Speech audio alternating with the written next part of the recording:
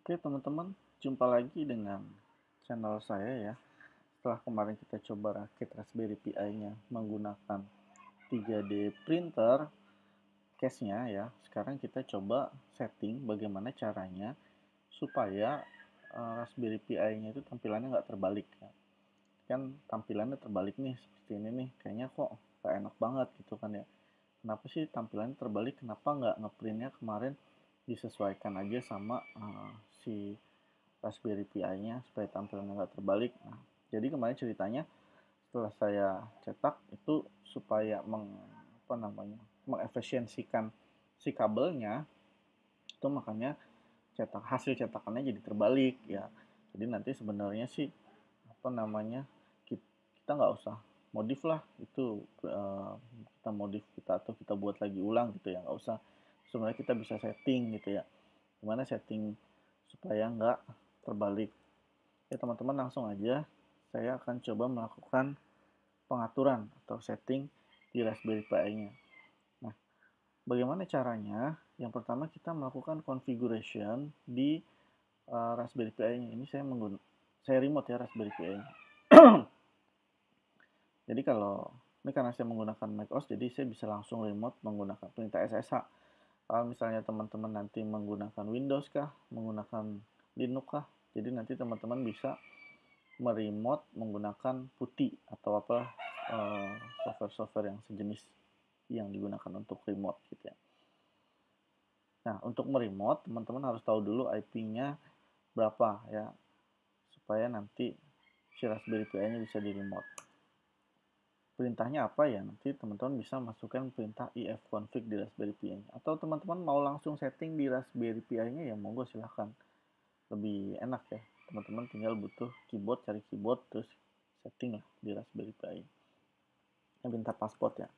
Pasport standarnya itu Raspberry ya. Tapi kalau misalnya sudah diubah ya pasportnya sesuai dengan yang sudah diubah sama teman-teman. Ini sudah login ya.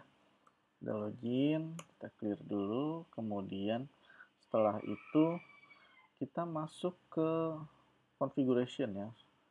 Sudo, kita masuk dulu ke super user, nano, kemudian kita masuk ke bot ya, booting ya maksudnya ya sebenarnya nih, configuration.txt. Nah ini kan tadi kan saya ketik perintah nano ya. Kalau saya ketik perintah nano ini editornya menggunakan nano. Teman-teman bisa menggunakan editor lain sih, misalnya contohnya Vim atau apa. Oke, kita cari yang tulisannya display rotate. Atau kalau memang nggak ada, teman-teman harus nambahkan sendiri, silahkan diketik aja display rotate ya. Huruf besar kecilnya harus sama ya, karena ini case sensitif. Nah, di sini kan tampilannya ada display rotate tuh 0 ya. Ini ada 4 jenis sebenarnya. 4 jenis untuk merotate si tampilan layarnya.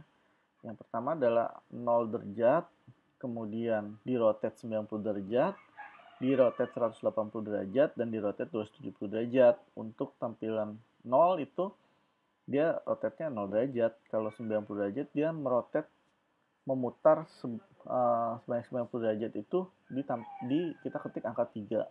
Untuk 180 derajat maka display rotate-nya kita ketik angka 2. Untuk 270 derajat kita ketik di angka 1.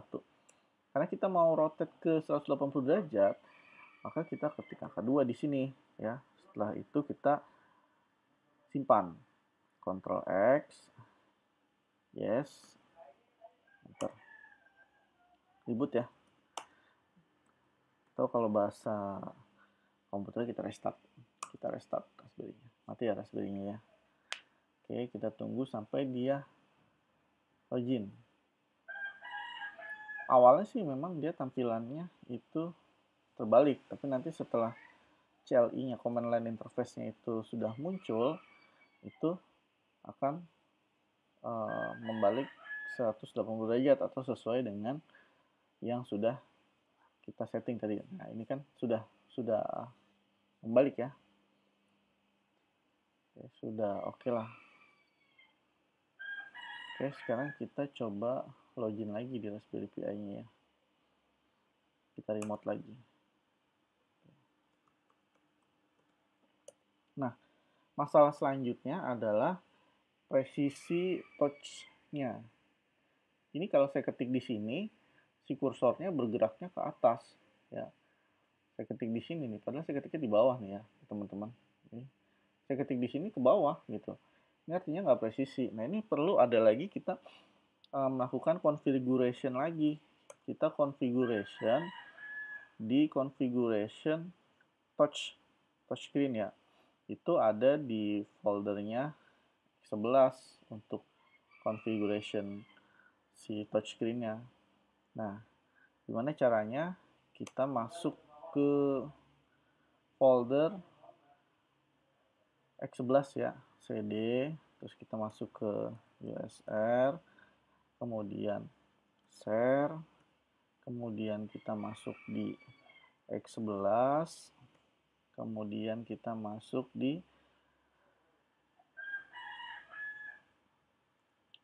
sort dot configuration D. Nah, kalau teman-teman masih mau memperdalam masalah folder-foldernya ini fungsi-fungsinya buat apa aja sih ya, nanti teman-teman bisa membuka file hierarki sistemnya si Raspberry Pi ini. Ada si dokumennya. Nanti teman-teman bisa browsing atau cari-cari di internet. Nah, ini kita sudah masuk ke folder X11-nya ya.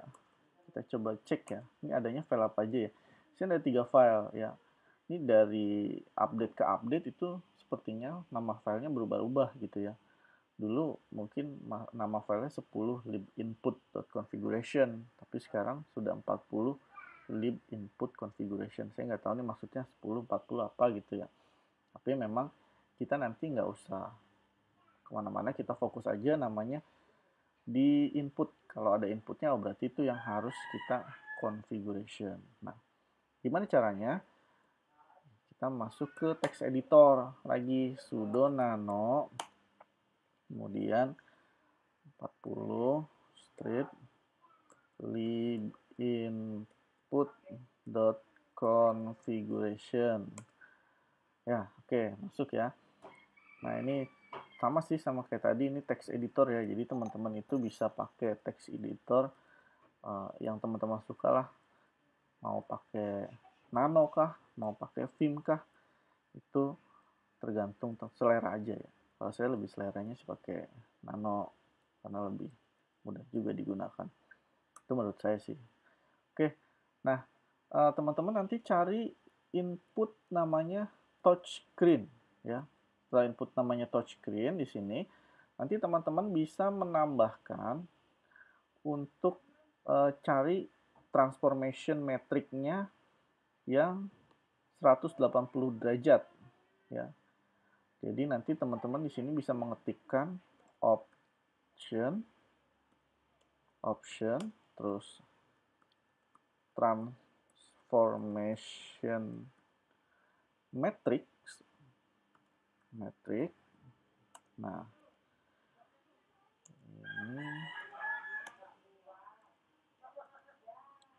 ini sebenarnya ada aturannya ya. Kalau misalnya teman-teman mau membalik 90 derajat kah, membalik 270 derajat kah, ini sebenarnya ada aturannya. Ini kalau 180 derajat seperti ini ya.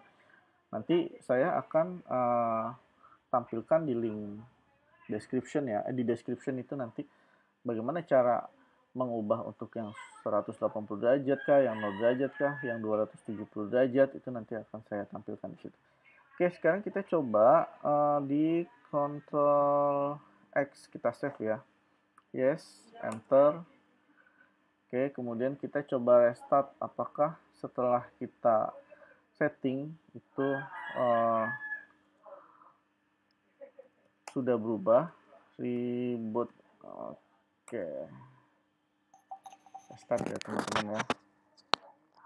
Nanti dicoba di restart. Kemudian kita lihat tampilannya. Kita coba touch. Apakah sudah berhasil? Seperti biasa ya, awalnya itu memang dia memutar seperti itu.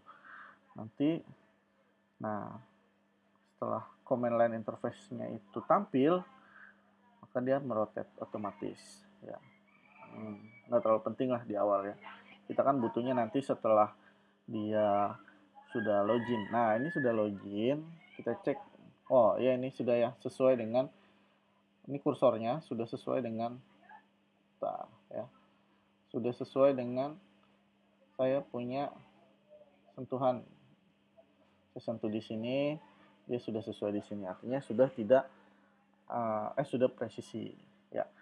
Itu untuk masalah touch-nya. Sekarang masalah selanjutnya adalah kita mau coba untuk apa namanya, keyboard virtual ya. Gimana cara install keyboard virtual?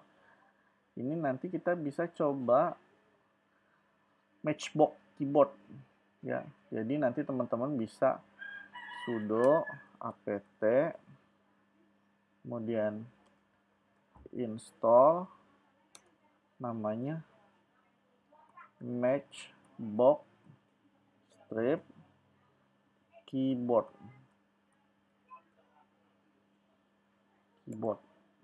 Kita coba ya, mudah-mudahan berhasil. Saya juga belum pernah nyoba sih untuk sama saya. Yes, ini download itu biasa. Kalau kecepatan internetnya itu stabil, itu installnya bisa cepat. Oke, nanti kita coba tunggu sampai 100% hasilnya seperti apa. Ya, untuk masalah instalasi keyboard ini.